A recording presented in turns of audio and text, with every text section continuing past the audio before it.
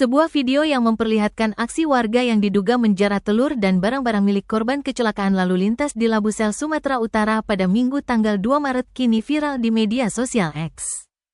Video ini diunggah oleh akun Sutan Mangara Harap dan segera memicu banyak reaksi dari netizen.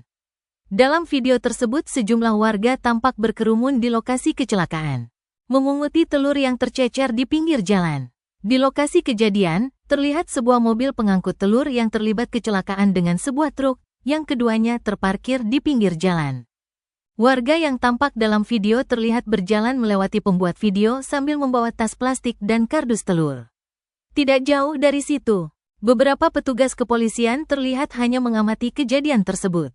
Dikutip dari Antara News, kecelakaan tersebut terjadi karena mobil pengangkut telur berjalan terlalu ke kanan dan bertabrakan dengan truk yang datang dari arah berlawanan. Akibat kecelakaan ini, kernet pickup AH mengalami luka berat dan meninggal dunia di rumah sakit. Namun yang lebih mengejutkan adalah laporan dari keluarga korban yang menyebutkan bahwa tidak hanya telur yang diambil warga, tetapi juga sejumlah barang berharga milik AH, termasuk ponsel, dompet, KTP, dan jam tangan. Keluarga korban pun meminta agar barang-barang tersebut segera dikembalikan.